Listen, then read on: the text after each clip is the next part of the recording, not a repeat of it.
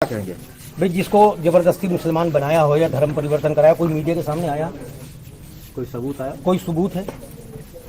धर्म अगर कोई बदलेगा अपना तो अपनी मर्जी से बदलेगा। इस्लाम 1400 साल पहले दुनिया में आया, एक शख्स थे मोहम्मद, उन्होंने इस्लाम की तबलीग की, प्रचार प्रसार किया, लोगों को खूबियाँ लगी कि वाकई इस्लाम एक ऐसा मजहब है कि इंसानियत का मजहब है। आज दुनिया में दूसरे नंबर की कम्युनिटी है, 2 अरब से ज्यादा मुसलमान हैं। एक आदमी ये साबित कर दे कि मेरी गर्दन पर तलवार रखकर या मुझे पैसों को लालच देकर मुसलमान किया हो। मेरे असलाफ और बुजुर्ग भी हिंदू थे, इसी देश के रहने वाले थे। मेरे असलाफ और बुजुर्गों ने इस्लाम की खूबियाँ देखी, ख्वाजा मोइनुद्दीन चिश्ती की खूबियाँ देखी, मोहम्मद रसूलुल्लाह की खूबियाँ देखी, साहबा की खूबियाँ देखी। वरना लोग कहाँ जिंदगी गुजार रहे थे इस्लाम से पहले? बच्चियों को जिंदा दबा देना, सती प्रथा, ये क्या था?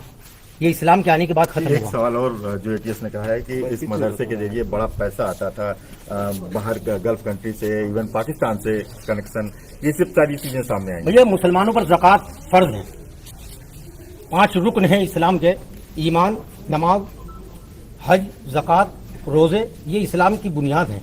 इनमें एक है ज़कात। जिस तरह गवर्नमेंट टैक्स लगाती है, GST, income tax, sale tax, इसी तरह इस्लाम ने अपने अनुयायियों के लिए, इस्लाम वालों के लिए, इस्लाम का पालन करने वालों पर 2.5% का टैक्स लगाया है। वो चाहे इराक का रहने वाला हो, ईरान का रहने वाला हो, वो मुझे भी दे सकता है गरीब हो। अब उस पैसे को आप हवाला समझ ले या उस ब्लैक मनी समझ ले, ये तो गवर्नमेंट की समझ है, ये पुलिस समझेगी। ये तो मुसलमानों ने मुसलमानों के उत्थान के लिए दिया है, मुसलमानों की तालीम के लिए दिया है। वो मौलाना कलीम को दे दो या दारूम को दे दो, किसी को दे दो। मौलाना अच्छा काम कर रहे थे, बच्चों की तालीम का इंतजाम कर रहे थे, तो मौलाना को दे दिया। मौलाना ने सारा रुपया बिल्डिंगों में बच्चों की तालीम में लगाया है, गरीब बच्चियों की शादी में लगाया है। एक आदमी ये बता दे कि ब्लैक मनी का 1 रुपया मौलाना कलीम सिद्दीकी की जेब में आया हो। मौलाना कलीम पर जितना पैसा आता है सब मुसलमानों की और गरीब बच्चों की परवरिश पर लगाते हैं, उनकी तालीम पर लगाते हैं। मौलाना साहब का पाकिस्तान से भी संबंध के बारे में बात कर रहे हैं लोग। पाकिस्तान हमारा छोटा भाई है, हमारे रिश्तेदार हैं। वहाँ पर पॉलिटिक्स वालों ने, राजनीतिक लोगों ने आपस में द्वेष के कारण ऐसा कर दिया, वरना यहीं से तो कटा हुआ है। वो हमारी रिश्तेदारियां हैं, फुलत वालों की रिश्तेदारियां हैं। क्या वो हमारे खून मिट जाएंगे, हमारी रिश्तेदारियां खत्म हो जाएगी? मौलाना कलीम सिद्दीकी साहब के या इस गांव के भी वहां संबंध होंगे, वहां रिश्तेदारियां होगी। किसी के भाई चला गया सन 47 में, किसी का चाचा चला गया, परिवार में 4 आदमी थे, 2 वहां चले गए, 2 यहाँ रह गए। हमको हिंदुस्तान से प्रेम था, हम हिंदुस्तान में रह गए। उन्होंने मिस्टर जीना का हाथ पकड़ा, वो पाकिस्तान चले गए। लेकिन अगर वो मिस्टर जीना के साथ गए हैं, क्या गांधी वालों का उनसे संबंध और रिश्ता खत्म हो जाएगा? ये बताइए आप। सवाल ये भी है कि मौलाना ने शिक्षा के क्षेत्र में, यहाँ लोग बोल रहे हैं कि एक मदरसे बहुत स्थापित किए हैं, पूरे देश में किए हैं, तो ये कहाँ पे इनके मदरसे इन्होंने बनाए हैं? मदरसा फुलत में है, 1-2 मदरसे और कहीं होंगे जो लोग बताते हैं, क्योंकि अच्छा काम कर रहे हैं। कहीं भी खोल सकते हैं आप। अगर कहें कि आप हमारे इलाके में तालीम का इंतजाम कर दीजिए, आप यहाँ चले जाएंगे। अक्सर मदरसा, ये सबसे बड़ा मदरसा फुलत में है इनका, जहाँ हज़ारों की संख्या में बच्चे आते हैं और हर साल यहाँ पर एक इजलास भी होता है। लोग उस इजलास में आकर रुपया भी देते हैं मौलाना को कि आप बिल्डिंग बनाओ, बच्चों की तालीम पर खर्च करो और किताबें खरीदो, बच्चों को वजीफे दो।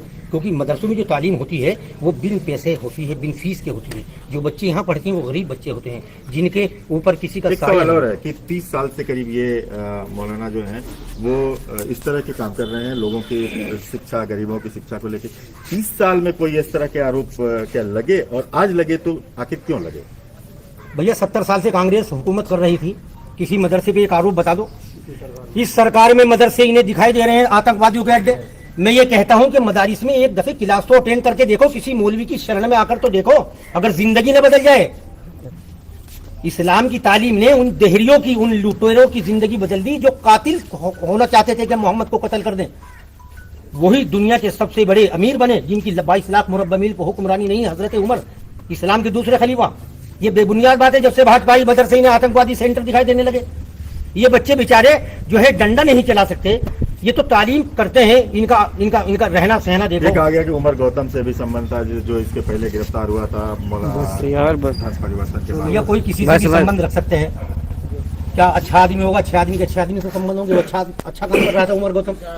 ये संविधान ने हक दिया है अपने धर्म का प्रचार करने का। ये बीजेपी का देखने का नजरिया गलत है। नहीं, हमें संविधान ने हक दिया है ना।